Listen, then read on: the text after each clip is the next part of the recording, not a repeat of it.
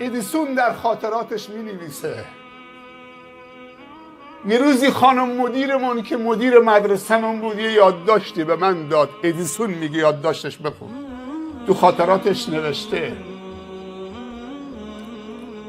یه روزی تو مدرسه بودم، خانم مدیر مدرسه به من یادداشتی داد، تو پاکت گذاشت، گفت ادیسون اینو ببر به مامانت بده. ادیسون سر نامه رو باز نکنید، بهش نگاه نکنید، این نامه مال مامانته. ادیسون بچه بود، حرف مدیر رو گوش داد، نامه رو برد به مامانش داد، ولی کنجکاو شد. بچه های کوچه خیلی کنجکاوند.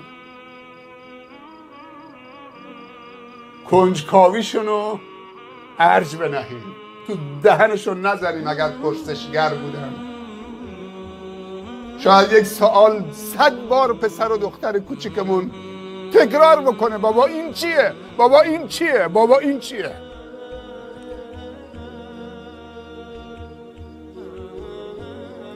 ادیسون نامه رو برداشت رفت خونه، به مامانش گفت مادر امروز خانم مدیر یک نامه داده که من به شما تقدیم بکنم. مادر نامه رو گرفت، وقتی نامه رو باز کرد نوشته بود سرکار خانم فلانی مادر ادیسون، بیا بچت ادیسون رو از مدرسه ما ببر، این کودنه، هیچی حالش نیست، درس یاد نمیگیره، جا اشغال کرده، پرستیژ و کلاس مدرسه ما رو پایین آورده، بیا ببرش تا جا باز بشه برای یک دانش آموز دیگه با استعداد. مادرها الگو. شاید خیلی از ما افراطی های مسلمان بگن ادیسون کافر بوده، داره تعریف یک کافر داره میکنه.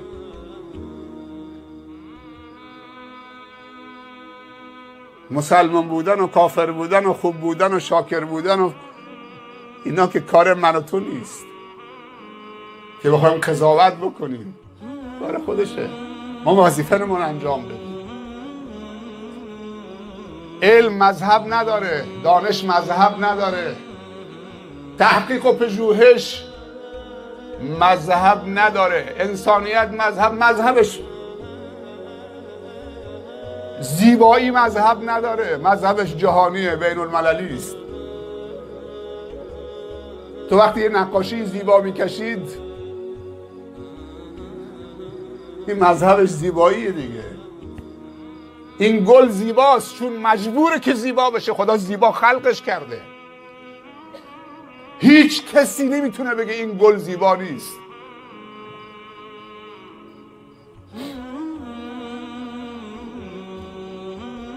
ادیسون کنجکاو شد، گفت مادر خانم مدیر چیزی نوشته بود درباره من.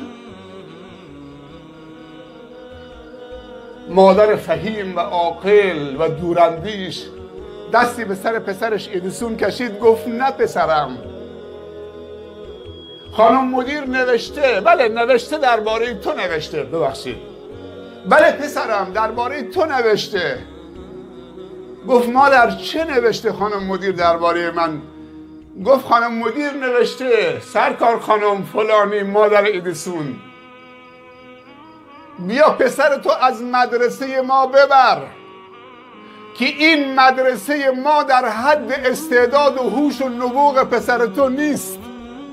پسر تو خیلی بالاتر از این مدرسه است و حضورش تو مدرسه ما مانع رشدش میشه. ببر مدرسه فلانی که مخصوص تیزهوشانه. و نامه رو نشون پسرش نداد. خانم مدیر میگه بیا ببر که این کودن جا اشغال کرده. مادر فهیم و عاقل میگه پسرم خانم مدیر گفته بیا پسرت ببر اون مدرسه بزرگ،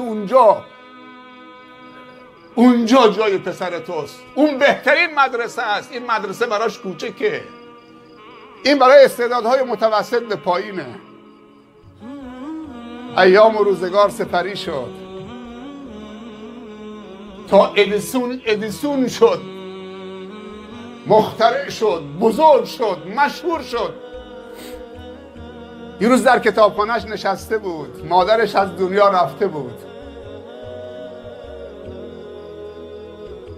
تو لابلای کتاباش میگشت، یک دفعه تو شکاف دیوار بین قفسه هاش، بین کتابهاش، یک پاکت نامه کهنه قدیمی دید، جلب توجهش کرد. دست کرد کتابش رو رها کرد، دست کرد اون پاکت نامه رو از تو اون شیار و شکاف دیوار در آورد، باز کرد. وقتی نامه رو خوند، اما نامه‌ای بود که در سن کودکی خانم مدیر دستش داده بود که به مادرش بده که این پسر تو کودنه، بیا از اینجا ببرش جا اشغال کرده. وقتی ایدیسون خون گریه کرد،